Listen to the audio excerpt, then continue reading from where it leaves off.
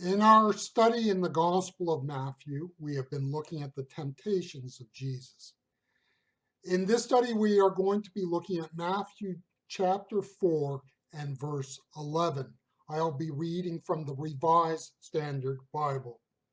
Then the devil left him, and behold, angels came and ministered to him.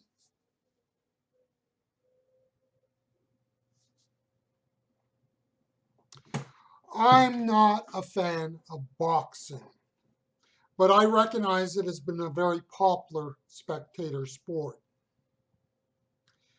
It is a sport in which even women now partake in. I have a bit of a problem with that. Probably show my age. Boxing, it seems, in my lifetime overall has seemed to have declined in popularity. It may be that there are many more options out there in terms of sports, entertainment. What I do remember is that when I was growing up, was the fame of the legendary boxer Muhammad Ali. Then there was also a boxer named Joe Frazier. Frazier was a good boxer, but he was not a great boxer like Ali. In 1971, 1974, and 1975, there were bouts between Ali and Frazier. Frazier won the first one and lost the next two to Ali. Now, let's take nothing away from Frazier. Frazier was a very good boxer, but he was not Ali. An imperfect analogy, but in a way I see Jesus and the temptations in this way. Satan was powerful and mighty, but in the presence of Jesus, you see how limited Satan was. The temptations end, and we are told that Satan left Jesus. Like a good boxer, Satan had given his best, and it was not enough.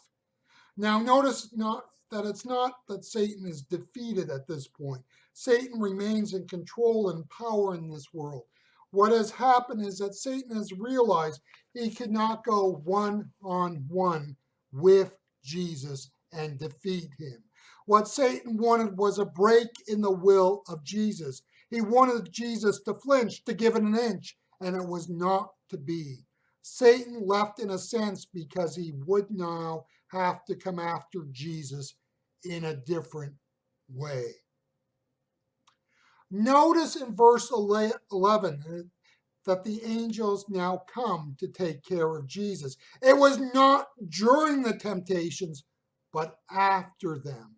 Now, we are not told what this involved, but we are told it did happen. Jesus now had completed the second key step in the lead up to the launching of his ministry. The first was his baptism and the subsequent infilling of his life by the Holy Spirit. Now, through the temptations, his humanity had been galvanized for his work and ministry. I'll make it clear, I'm not saying that it was his humanity as if we could split him into two natures, divine and human. And through his divinity and humanity, he overcame the temptations. His divinity was not compromised by his humanity.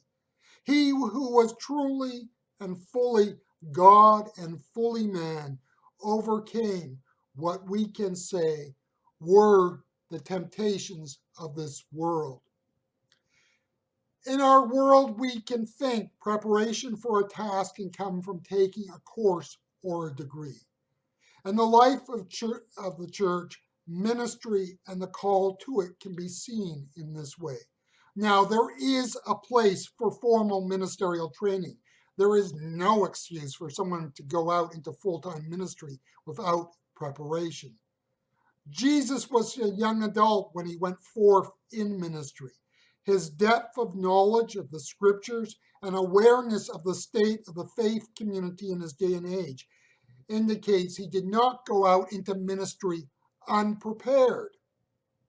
Now, it may not have been the way we understand formal education, but Jesus was prepared. He had trained. He had been educated. Now, it may not have been the way we understand formal education, but it was still there.